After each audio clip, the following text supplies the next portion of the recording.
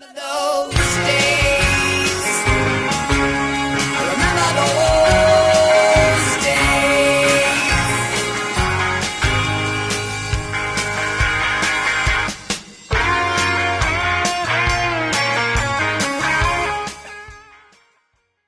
Hello, vinyl community. This is Tommy, and welcome to another musical adventure. Today's adventure is sort of an album spotlight. This is something that my old friend Jeff Party, remember his channel? He used to do some great videos here in the VC a few years back, and then he kind of dropped out. He's done a lot of music and recorded some great songs. I highly recommend that you check out Jeff's channel and check out his songs and music. Jeff and I share a lot of similar taste in music, and he did a video a few years back where he spotlighted an album that he loves and I love also very dearly. And I started thinking about it, and this is sort of in the vein of that video, since I believe most of his old videos are now no longer on YouTube. I think he pulled a lot of them down, which is a shame because he had some great insight and some good stuff. But anyway, so in honor of Jeff, I'm going to do a video where I spotlight this album because this was a game-changing album for me. It inspires me. It continues to inspire me. And it's an album that isn't really well regarded. Well, I'll say it's not well regarded. It is well regarded.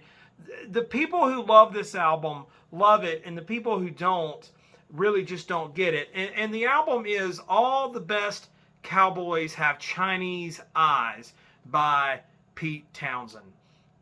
Again, it's sort of a polarizing album in so many ways. This was Pete's third solo album to come out. It came out in 1982, in the middle of 1982. And it came out, I believe, about 3 months before the final, I say final, it's not really final anymore, but the last two albums for a long time, 1982's It's Hard. Of course, It's Hard was followed by a massive farewell tour.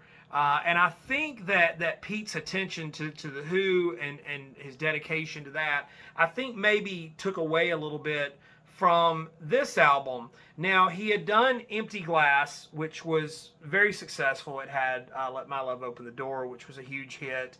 And so it was sort of Pete's first proper solo album.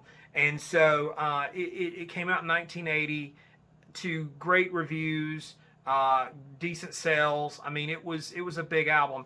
This album was a little more complicated, and to this day, it still kind of has this polarizing effect amongst listeners and critics. I love this album. Again, this album is probably my favorite Pete Townsend album. And not only that, and people are always shocked when I say this, and I don't say this to be shocking, but this is one of my favorite albums of all time. I rake this album up there with albums like, Revolver and Pet Sounds. I put this album up there. It's just, I don't know, maybe it was the way I first heard it. It could be any combination of things. I'm going to flip it here so you guys can see the track listing on here, and I'm going to kind of go through it, hopefully rather quickly. But that's the track listing on the album. It's a gatefold. The album was produced by, Chris has got these great liner notes in here. The album was produced by Chris Thomas. Chris Thomas had kind of built a pedigree by this point of being one of the great sort of rock producers in England. He had worked with Pink Floyd, Badfinger, the Sex Pistols, but notably he got his start working with the Beatles. And so Chris had been around and he worked with a lot of these guys. He knew these guys. And so it's got this sharp Chris Thomas sound. It's not a heavy-handed sort of production. To me, Chris's records sound just very crisp. The guitars to me sound real fresh, and the drums are not sort of overwrought or anything like that. I just say it's a crisp sound. Chris Thomas. The album commercially, it didn't fare badly, but it didn't like light everything up. It was number 32 on the UK charts is where it peaked, and number 26 in the United States. So it did a little better in the US. There were 2 singles that were taken from this album, and funny enough, I don't necessarily, in the grand scheme of things, and considering, when you look at Pete Townsend best ofs and everything, these 2 tracks are really not in there. So I don't know how well these songs did in the charts, but Face Dances Part 2, of course, the Who album was Face Dances that came out. And so Face Dances Part 2, I don't know if there's a song Face Dances Part 1, but I guess to avoid confusion with the Who stuff, he called it Face Dances Part 2. And then Uniforms, Corps d'Esprit, was the other single that was taken from Chinese Eyes. Like I said, it came out just a few months before It's Hard, and I think It's Hard may have taken a little bit of steam off of this album, a little bit of the heat. Now, regarding the title of the album, Pete said something along the lines of it was the sort of average American hero, and I'm going to show you the gatefold. I mean, not the gatefold, but the inner sleeve too. And an average American hero, somebody like a Clint Eastwood, and there's the lyrics. Somebody like a Clint Eastwood or John Wayne, somebody with eyes like slits. And there is the label there for the album. I'm going to slowly turn that over so you guys can see it. He later kind of made a comment that it should have won an award for like dumbest record title ever. And it's a little bit aloof, but so is the rest of the album. There is a photo there of a young Pete and his wife, and it says this album is dedicated to Meg and to other teenagers in love everywhere. So we're going to kind of get into the album a little bit here, kind of song by song. But one of the things about the album, and I think maybe this is the thing that maybe drew me into the album, there was a video release that kind of accompanied the album. It was a short film, and most of the songs on the album had an accompanying video. Now, this was sort of a practice that I wish there were more of, because I really like this, video records, as it were, where there's just a film of the album, kind of, pretty much, and they made these little videos. But in between the tracks, Pete kind of talks about some of the songs. It was directed by Chalky Davis and Carol Starr. They're the ones that did it. The song "Slit Skirts" that was featured in that video, and you can find it on YouTube. You can find the full version of this video, and I encourage you guys to check it out if you're not, especially if you're not familiar with this album at all. But the version of "Slit Skirts" that's on the video is different than the one on the album. It sounds to me like it's a more live take, and there's a harmonica. Peter Hope Evans, who is a Pete Townsend regular, he plays harmonica on the album. Now, before I go into my sort of overall take, I want to discuss a few of the critical responses to it. James Griffiths is great at doing this, so I'm going to follow his lead on this. But Robert Christgau, the Village Voice, one of the great rock critics, he called the album pretentious at an unprecedented level of difficulty.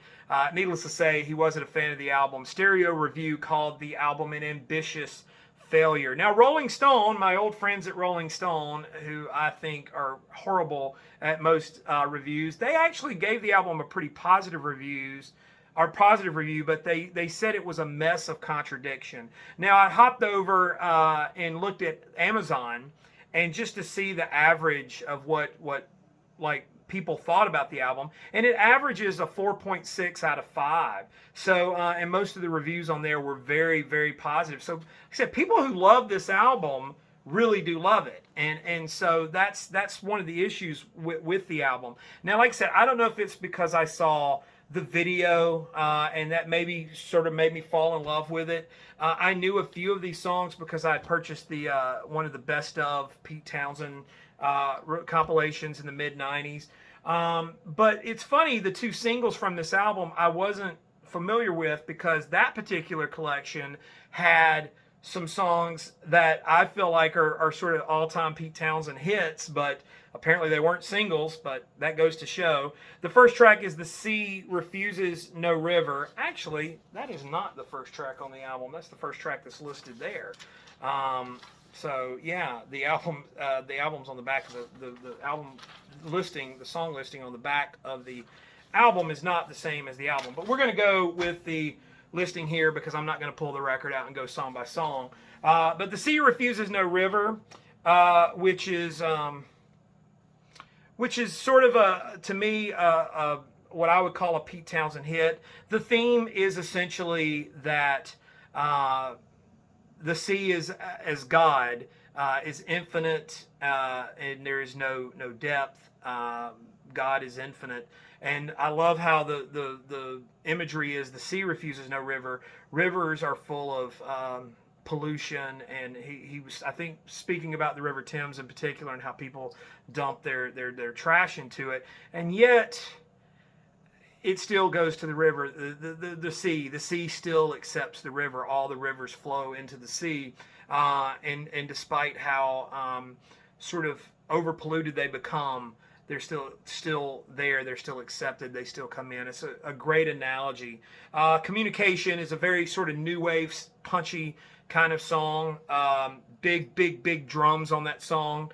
Exquisitely Bored, probably a little autobiographical. I believe Pete was coming off of a serious heroin addiction. It's weird how Pete Townsend waited until after Keith Moon and all that before he did a lot of the heavy drugs. He kind of stayed away from that in the 60s and 70s.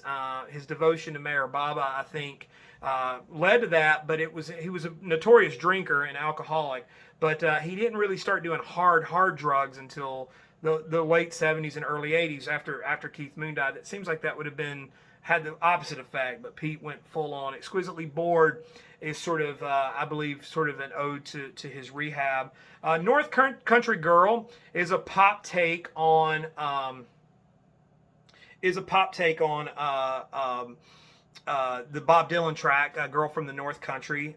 Very up tempo, but he does add some interesting sort of socio-political lyrics like hope she didn't suffer when the fallout sprayed and stuff like that. I realize the tracks are going backwards. I could have gone the other way, but we'll go in the order we got here. Slit Skirts, which is a very oblique song. It's very abstract. It's to me it's a hit. In that I was familiar with the song before I knew the album, but in that regard, I mean, it has some meaning. But I believe the overall theme is that it's hard to keep up with the styles. But that's a sort of short answer. Give your take down in the comments. I'm sure you have one.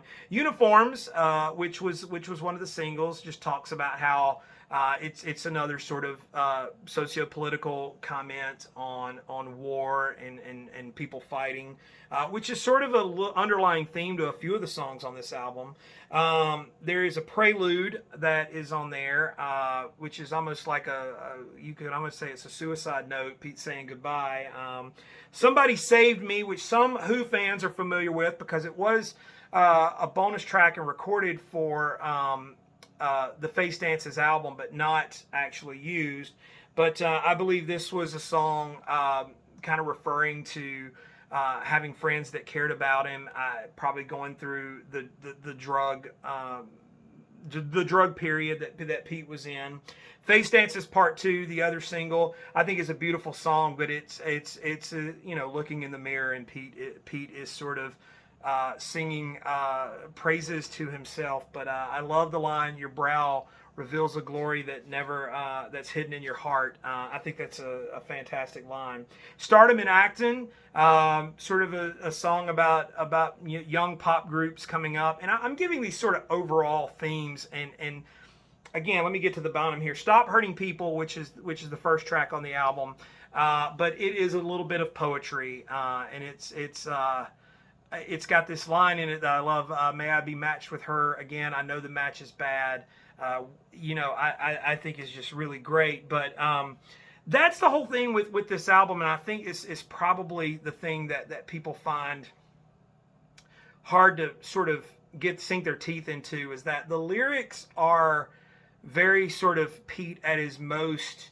I won't say abstract. Abstract gives an idea that the lyrics are just sort of whimsical and out there, but they are sort of these poetic, maybe semi-spiritual sort of musings on the world. Pete was kind of on the verge of dissolving the Who, kind of taking a step back from music altogether. He went into book publishing, and just taking a step back from being a rock star. And I think this is Pete sort of dealing with that, the aging gracefully. What do you do?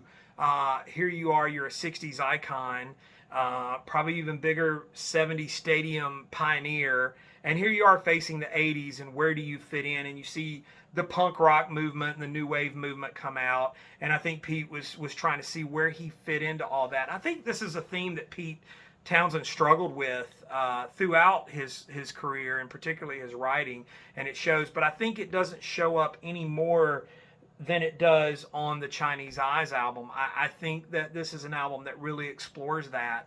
And here's the thing, I mean, Pete Townsend, more than anything, is probably rock and roll music's great sort of keeper of the gate, as it were. I think he articulated for a lot of people angst and a lot of things that people were feeling, and they were feeling it in their music.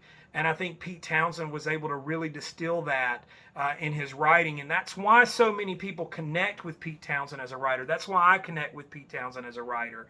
And this album, while it lacks the sort of anthemic sort of, Who stuff that we've come to know and love, the big windmilling guitar, huge sort of things that we know, Baba O'Reilly, and those moments that we've come to expect from Pete Townsend.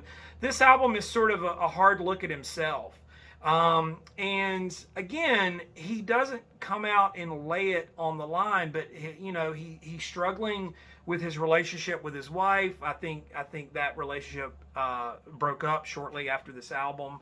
And so struggling with his role in music and like I said, becoming an aging rock star.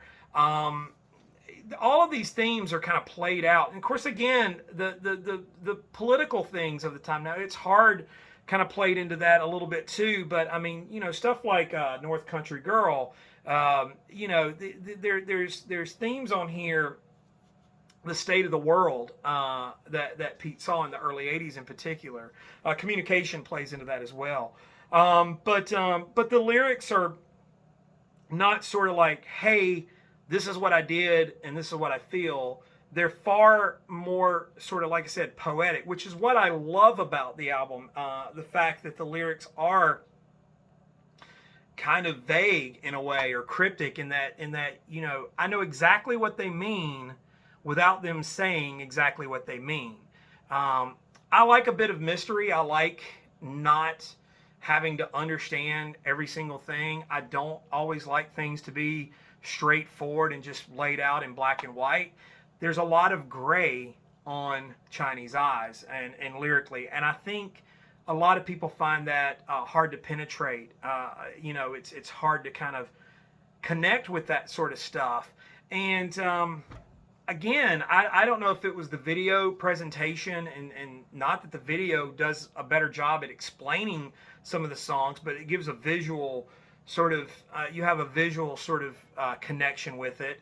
But, in terms of Pete's writing, I don't think he ever was more open, as it were. I think Pete wrote about a lot of other people and a lot of other characters, and the few songs that he did write about himself were very much looking inward. And this album is to me sort of his great sort of achievement. Like, if you want a Pete Townsend personal album, this is the one. I mean, Empty Glass is great, and again, it's an album. I see why people prefer Empty Glass. I see why people say Empty Glass is the album, the Pete Townsend solo album. I totally understand it.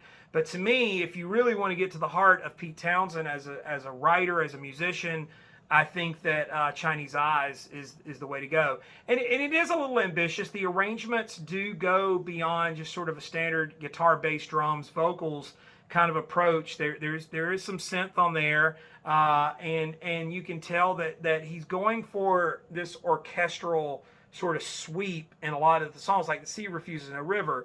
It's a big song. It's along the lines of Love Reign Over Me or things like that he did with The Who. So it's not out of line for Pete Townsend to do those kinds of songs.